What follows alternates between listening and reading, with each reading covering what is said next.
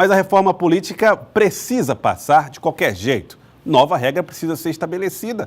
Ou, se o assunto não for tratado até um determinado tempo, as regras que vão valer são as regras atuais.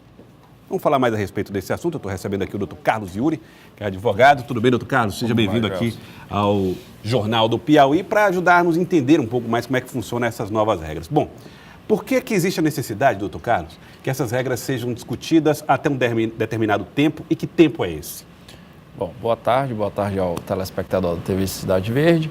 A Constituição do Brasil, ela estabelece que todas as regras para uma determinada eleição sejam colocadas, sejam publicadas, sejam determinadas um ano antes. Isso quer dizer que, sendo a eleição no primeiro domingo de outubro do próximo ano, todas as regras, se vai ser distritão, se vai ser o tempo de televisão, as questões de financiamento, todas elas têm que ficar estabelecidas até o mesmo prazo, ou seja, um ano antes da data da eleição do ano seguinte. Ou seja, por isso que existe essa necessidade de discussão urgente dessa matéria. Bom, então tem alguns pontos que estão quase que consensuados, né? São quase entendimento comum entre os parlamentares. E vamos por partes para que os telespectadores possam entender.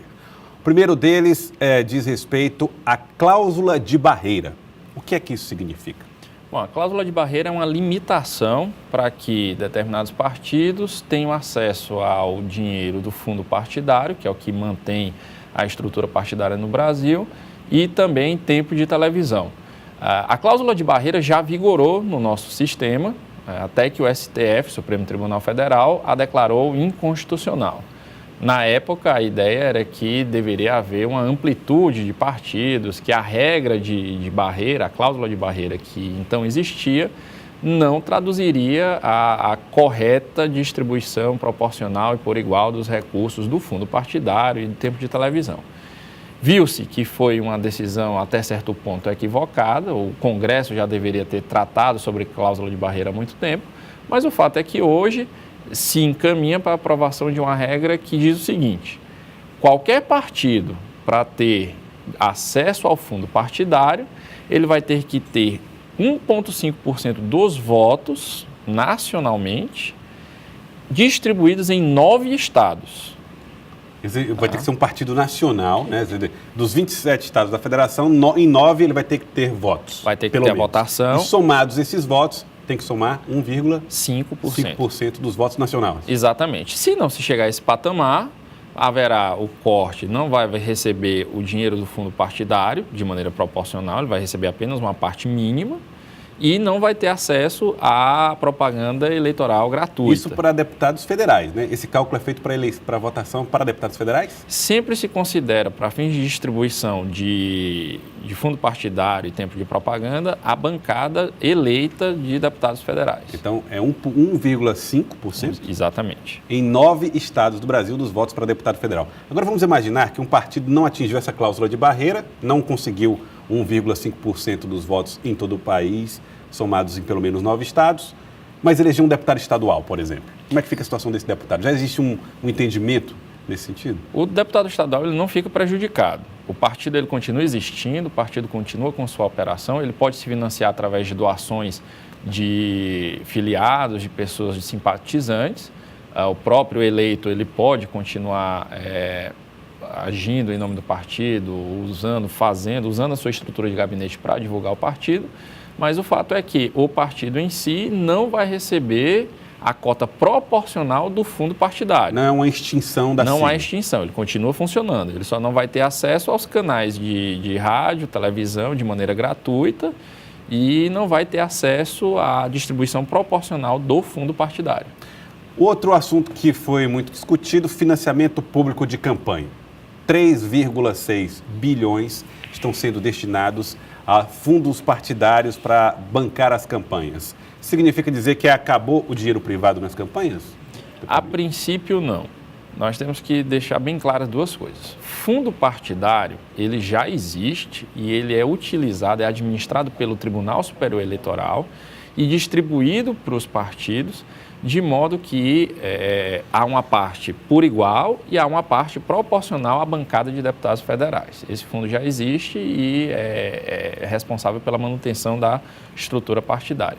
O que se está colocando é a criação de um fundo para campanhas, especificamente para campanhas, e a principal discussão é se vai ser dinheiro novo, ou seja, se vai ser uma nova rubrica, um novo fundo colocado dentro das despesas da União, ou se vai se pegar dinheiro que já existe, como, por exemplo, dinheiro destinado a obras, dinheiro destinado a saneamento básico, tirar daquela parte do orçamento e destinar somente para esse fundo de campanhas eleitorais. Uma última dúvida, o tal do distritão. O que significa esse distritão? Excelente pergunta, Joelson. O distritão, basicamente, é aquele mais votado no Estado. O Estado ele funciona como um distrito, certo? É uma coisa só, é uma única unidade. Então, aquele deputado mais votado fica com a vaga. Então, os 10 primeiros mais votados ficarão com as 10 vagas de deputado federal, no caso do estado do Piauí.